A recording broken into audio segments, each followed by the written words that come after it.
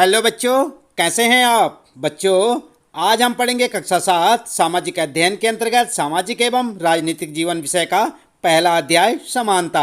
हम आपको बताएंगे बच्चों इस पाठ से संबंधित प्रश्नों के उत्तर अभ्यास प्रश्न उत्तर में। तो आप लगातार देखते रहें वीडियो और जुड़े रहें हमारे साथ। सबसे पहला प्रश्न है यहाँ पर बच्चों, लोकतंत्र में सार्वभौमिक वयस्क मताधिकार क्यों महत्वपूर्ण है।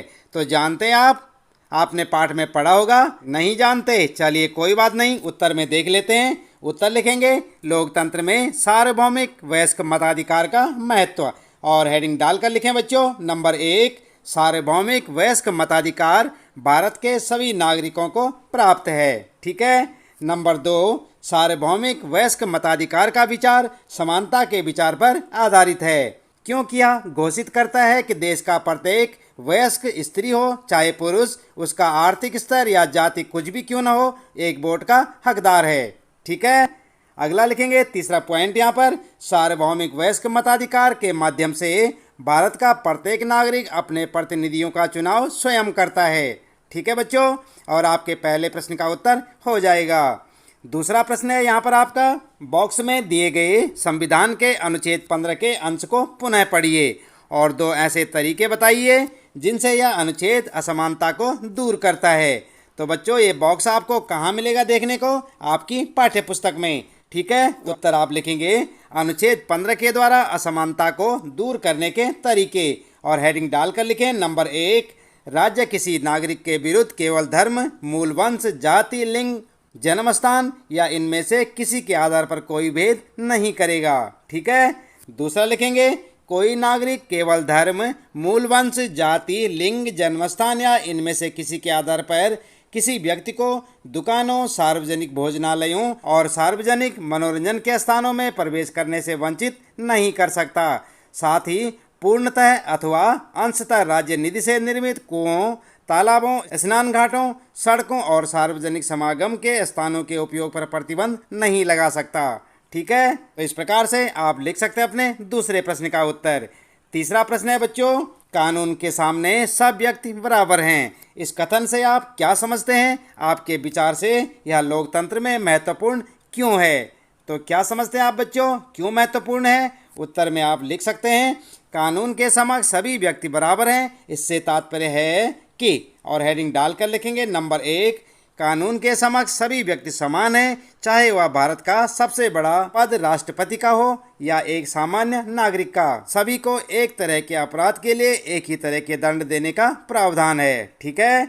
दूसरा पॉइंट लिखेंगे बच्चों, कानून किसी भी व्यक्ति के साथ उसके धर्म, जाति, लिंग, वंश, क्षेत्र के आधार पर भेदभाव नहीं करता। कानून के समक्ष भारत के सभी नागरिक एक समान हैं। हमारे विचार से कानून के समक्ष समानता से लोगों में यह संदेश जाता है कि देश में किसी के साथ भेदभाव नहीं हो रहा है और हम कानून के समक्ष सामान्य जनता का भी वही महत्व है जो एक बड़े पद पर बैठे व्यक्ति का। इससे लोकतंत्र काफ़ी मजबूत होता है। ठीक है बच्चों।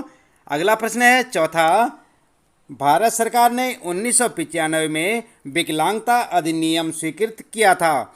यह कानून कहता है कि विकलांग व्यक्तियों को भी समान अधिकार प्राप्त हैं और समाज में उनकी पूरी भागीदारी संभव बनाना सरकार का दायित्व है। सरकार को उन्हें निःशुल्क शिक्षा देनी है और विकलांग बच्चों को स्कूल की मुख्यधारा में सम्मिलित करना है। कानून यह भी कहता है कि सभी सार्वजनिक स्थल जैसे भवन, स्कूल आदि में ढलान बनाए जाने चाहिए जिससे वहां विकलांगों के लिए पहुंचना सरल हो। और आप देख रहे हैं बच्चों, इस प्रकार का आपको एक चित्र देखने को मिलेगा आपकी पाठ्य पुस्तक में और आगे यहाँ पर देख सकते हैं। चित्र को देखिए और उस बच्चे के बारे में सोचिए जिसे सीढ़ियों के नीचे लाया जा रहा है। क्या आपको लगता है कि इस स्थिति में विकलांगता का कानून लागू किया जा रहा है, वह भवन में आसानी से आ जा सके, उसके लिए क्या करना आवश्यक है। उसे उठाकर सीढ़ियों से उतारा जाना उसके सम्मान और उसकी सुरक्षा को कैसे प्रभावित करता है। क्या लिखेंगे आप उत्तर में। उत्तर में आप लिख सकते हैं, उत्तर लिखेंगे, उपरोक्त चित्र में विकलांगता कानून का पालन नहीं किया जा रहा है क्योंकि भवन में ढलान नहीं बना हुआ है, इसलिए बच्चे को सीढ़ियों के माध्यम से लाया जा रहा है। दूसरा लिखेंगे, विकलांग व्यक्ति के लिए आसानी से भवन में आने जाने के लिए सीढ़ियों के स्थान पर ढलान का निर्माण किया जाना चाहिए। अगला लिखेंगे तीसरा, उसे सीढ़ियों से उठाकर लाने ले जाने से उसके आत्मसम्मान को ठेस पहुंचती है। वह अपने को अक्षम मानने लगता है, जिससे उसका आत्मबल कमजोर होगा। उसे बार बार सीढ़ियों से चढ़ाने और उतारने से दुर्घटना हो सकती है, जिससे उसे शारीरिक चोट पहुंच सकती है। आई बात समझ में? तो इस प्रकार से आप अपना उत्तर लिख सकते हैं।